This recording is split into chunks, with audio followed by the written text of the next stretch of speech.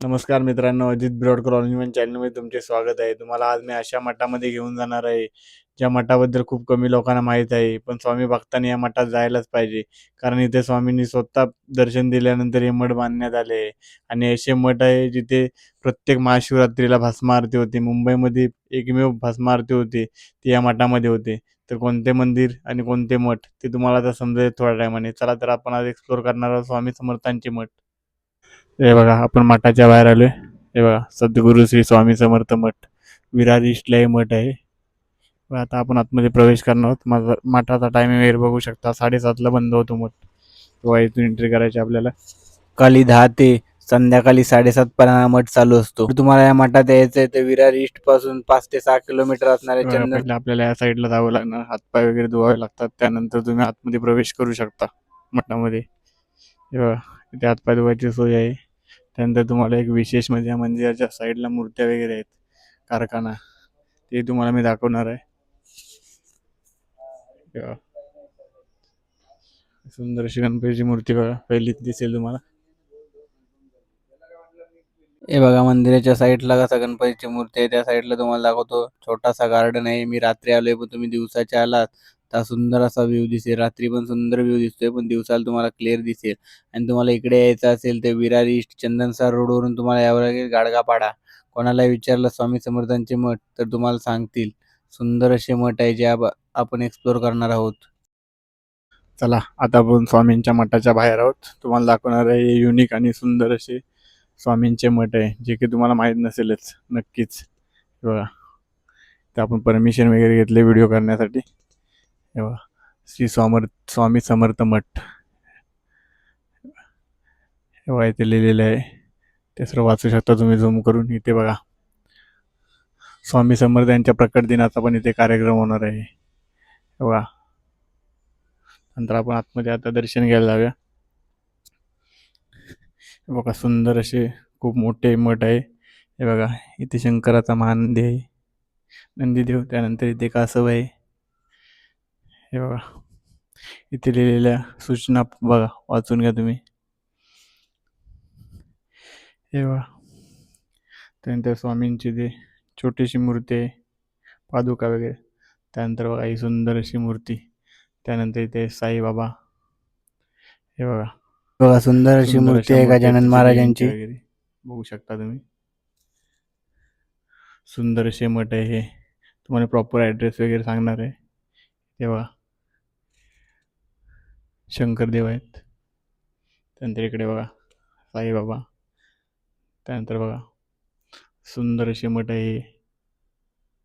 त्यामध्ये तुम्हाला एकाच ठिकाणी खूप देवदेवतांचे दर्शन घेता येईल.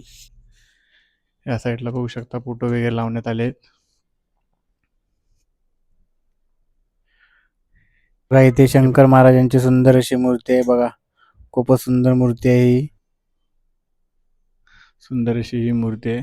बघा केवढा मोठा मठ आहे. इथे तुम्ही ध्यान वगैरे करायला बसू शकता. बघा फोटो आहे दत्तगुरू वगैरे. दरवाजा बघा किती सुंदर असा आहे. बघा इथे बसण्यासाठी केवढी जागा दाखवतो तुम्हाला.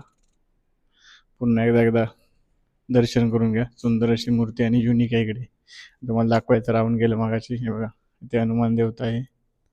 सुंदर अशी मूर्ती आहे हनुमान देवतांची. त्यानंतर बघा या मेन मूर्ती आहेत 3. त्याच्या साईडला बघा छोट्या छोट्या अजूनही देखील मूर्ती आहेत. इथे पादुका वगैरे ठेवण्यात आलेत. तिथे देवी आहेत. नंतर इकडे बघा सर्वांचा लाडका.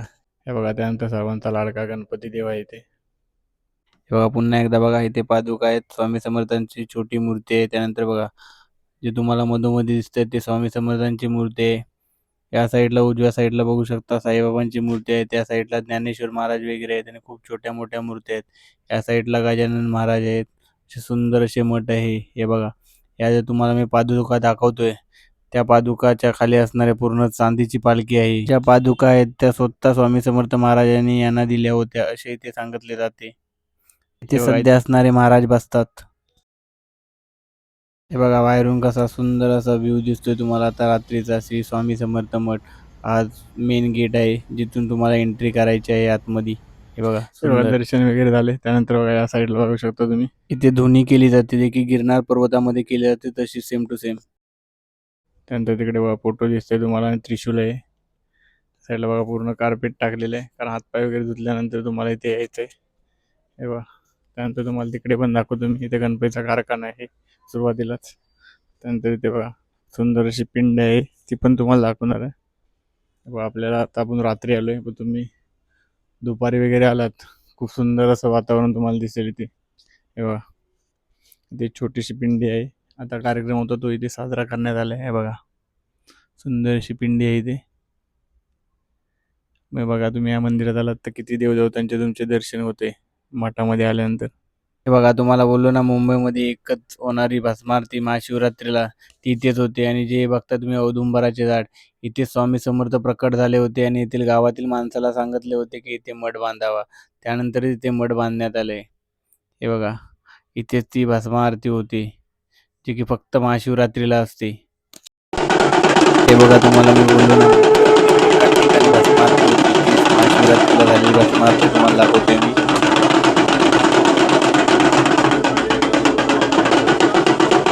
हे बघा अशा पद्धतीत भस्म आरती केली जाते मुंबईमध्ये. एकुलती एक होणारी भस्म आरती आहे. हे बघा तुम्हाला सुरुवातीला बोललो इथे गणपतीच्या मूर्त्याही बनवल्या जातात, कारखाना आहे. हे बघा 1 फुटापासून 12 फूटपर्यंत सुंदर अशा मूर्त्या बनतात. हे बघा काम चालू आहे. सुंदर अशी ही मूर्ती आहे. तो जो मुलगा आहे तोच इथे काम वगैरे करतोय मूर्त्यांचं, आणि त्यानेच आपल्याला थोडीफार इन्फॉर्मेशन दिली आणि त्यानेच आपल्याला भस्म आरतीचा व्हिडिओ दिलाय.